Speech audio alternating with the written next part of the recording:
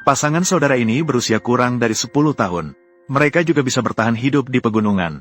Xiaolong dan Xiaomei adalah sepasang saudara. Xiaolong tahun ini sekitar 9 tahun. Pagi, setelah mereka berdua bangun dari tempat perlindungan yang sederhana, mereka membawa alat untuk menggali sebuah gua. Sebagai tempat perlindungan baru, tempat perlindungan ini sekarang sangat tidak aman saat tidur di malam hari. Jika mereka digigit oleh ular berbisa di gunung, mereka bisa kehilangan nyawa. Xiaolong membersihkan rumput dengan pisau. Dia sudah mengamati lokasi ini cukup lama. Dia merasa menggali gua dari sini. Dia dan adiknya tinggal di dalamnya. Keamanan akan meningkat secara signifikan. Xiaolong dan Xiaomei, sejak orang tua mereka meninggal karena kecelakaan, mereka berdua tinggal di pegunungan, saling bergantung satu sama lain. Kerabat di rumah, tidak ada satupun yang bersedia mengasuh kedua saudara ini. Kedua saudara ini tinggal di pegunungan ini. Setiap hari mereka mencari cara untuk bertahan hidup. Pergi ke sekolah bagi mereka benar-benar merupakan sebuah impian. Masalah makan dan tempat tinggal, itulah masalah yang mendesak untuk mereka selesaikan sekarang. Masalah tempat tinggal saat ini. Dua saudara ini sedang berusaha menggali sebuah gua. Xiaolong mengayunkan cangkulnya. Tangan kedua saudara itu tampaknya sudah terlatih seperti lengan kilin. Itu mungkin karena keduanya telah bekerja keras selama bertahun-tahun. Meskipun lapisan tanahnya tercampur banyak batu kecil, namun, kedua saudara itu melakukannya dengan sangat lancar. Begitu mereka terus menggali, dengan cepat, lubang gua mulai terlihat. Namun, kedalamannya masih belum cukup. Xiaolong terus mengayunkan cangkulnya. Tidak tahu sudah berapa lama. Dengan kerjasama kedua saudara itu, gua itu perlahan-lahan mulai dikosongkan. Kontur lubang kecil itu perlahan-lahan mulai terlihat. Kedua saudara itu berhenti sejenak untuk istirahat. Sekarang, gua ini telah menjadi tempat perlindungan baru bagi mereka berdua. Dalam pandangan mereka, gua ini telah menjadi definisi rumah bagi mereka. Percaya tidak lama lagi, gua kecil ini akan menjadi rumah hangat mereka. Xiaolong tinggal untuk melanjutkan menggali gua. Xiaomei pergi mencari makanan. Adik perempuan memegang alat. Dia memutuskan untuk mencari sedikit rebung di gunung. Sebagai makanan hari ini, Xiaomei menemukan ada rebung besar yang muncul. Jenis rebung ini sangat lembut. Xiaomei mengerahkan seluruh tenaga untuk mencabut rebung. Alat ini juga dibuat oleh kedua saudara dengan bambu dari gunung, memberikan banyak kemudahan dalam kehidupan kedua saudara. Xiaolong sudah menggali gua semakin dalam, cukup untuk menampung kedua saudara tinggal di dalamnya. Xiaomei terus mencari rebung yang segar. Dia ingin menggali beberapa lagi untuk dibawa pulang. Kakak sudah menggunakan banyak tenaga untuk menggali gua. Pasti sudah sangat lapar. Xiaomei menemukan rebung besar lagi. Dia mencabut rebung dengan keras. Di tanah yang dalam, Xiaomei kehilangan keseimbangan dan terjatuh dengan keras. Pertarungan ini adalah hal biasa bagi Xiaomei. Jadi dia sangat kuat, segera bangkit dan membawa rebung kembali untuk bertemu dengan kakaknya. Kedua saudara itu mencari sekelompok kayu kering, menyalakan api dan memanggang rebung langsung di dalam api.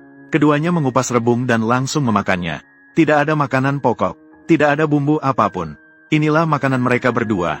Kemarin, kedua saudara itu menggali sebuah gua di gunung. Pagi ini bangun, tepat di tempat penampungan lama, mengemas sedikit barang yang mereka miliki. Sebuah lembaran plastik besar berwarna biru tua, dan selembar kecil plastik putih. Juga sebuah tikar kuning tua yang sudah rusak, dan sebuah panci besi serta botol air. Kedua saudara itu memegang barang-barang ini di tangan mereka. Untuk orang lain, barang-barang ini mungkin tidak berharga, tetapi bagi kedua saudara itu, ini adalah harta berharga mereka. Mereka pergi kemanapun, mereka harus membawa harta ini. Setelah kedua saudara itu tiba di lubang kecil, Xiaomei menyebarkan plastik putih di dalamnya. Mereka menghias harta yang mereka miliki. Rumah kecil baru mereka, plastik berwarna biru tua ini, memiliki banyak kegunaan. Bisa digunakan sebagai tirai pintu rumah baru mereka. Begini terlihat, tinggal di lubang kecil ini, jauh lebih aman daripada tempat berlindung terbuka sebelumnya. Kedua saudara ini benar-benar pintar dan mampu. Kedua saudara itu baru saja duduk dan beristirahat sejenak. Mereka mengambil alat dan pergi bekerja di gunung. Keduanya tidak punya uang untuk membeli pakaian dan sepatu. Mereka berjalan telanjang kaki di jalan setapak. Pakaian yang mereka kenakan juga kompang-camping. Mereka hanya memiliki satu set pakaian ini. Jalan setapak ini penuh dengan kerikil, dan ditumbuhi rumput liar yang lebih tinggi dari mereka. Di atas batu masih ada banyak lumut licin. Bagi orang dewasa, berjalan di jalan-jalan pegunungan ini harus sangat hati-hati. Namun, kedua saudara ini berjalan dengan sangat stabil dan terampil. Mungkin karena mereka menjadi yatim piatu setelah hidup di pegunungan besar. Xiaolong membuka jalan untuk adiknya di depan. Meskipun dia baru berusia 9 tahun, tetapi Xiaolong tahu bahwa dia harus melindungi adiknya. Ini juga alasan mengapa dia tidak ingin pergi ke panti asuhan. Begitu mereka pergi ke panti asuhan dan diadopsi, kedua saudara ini mungkin akan terpisah. Xiaolong membawa adiknya menuju hutan pegunungan yang belum pernah dijelajahi orang, mencari kayu bakar yang berharga. Ternyata usaha tidak mengkhianati hasil. Xiaolong menemukan pohon pisang liar.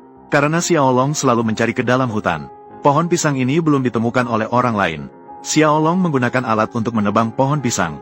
Kemampuan dia dalam menebang pohon lebih mahir daripada Guang Tuqiang yang memiliki pengalaman menebang pohon selama lebih dari 10 tahun. Orang dewasa akan merasa malu setelah menonton ini. Pohon pisang liar ini tumbuh sangat tinggi. Yang diinginkan Xiaolong adalah bunga pisang di pohon.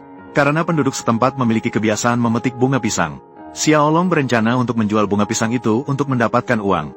Dia meletakkan bunga pisang di samping adiknya. Xiaolong sebagai kakak merasa bahwa pekerjaan menebang pohon terlalu berat.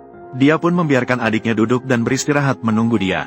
Xiaolong terus memegang alat dan menebang pisang, mengumpulkan lebih banyak bunga pisang untuk dijual, maka bisa mendapatkan lebih banyak uang. Pekerjaan berat ini, bahkan seorang dewasa pun merasa sangat berat melakukannya. Namun Xiaolong melakukannya lebih mahir daripada orang dewasa. Pohon pisang yang tinggi dan kuat dipotong oleh Xiaolong satu persatu. Xiaolong mengumpulkan lebih banyak bunga pisang. Dua saudara itu memasukkan bunga pisang ke dalam tas. Lalu mereka berjalan kembali. Keduanya beristirahat sejenak di tengah jalan. Benar-benar lelah, haus, dan lapar. Mereka berdua belum minum setetes air pun sejak pagi. Tidak ada makanan yang mereka makan. Adik perempuan tahu bahwa kakaknya sudah terlalu lelah untuk mengangkat bunga pisang. Dia membawa bunga pisang di punggungnya. Keduanya melanjutkan perjalanan turun gunung. Sepanjang jalan, mereka tidak mengeluh tentang kesulitan. Pekerjaan ini sudah menjadi kebiasaan bagi kedua saudara itu. Tidak tahu sudah berjalan berapa lama. Keduanya akhirnya sampai di tepi jalan di kaki gunung.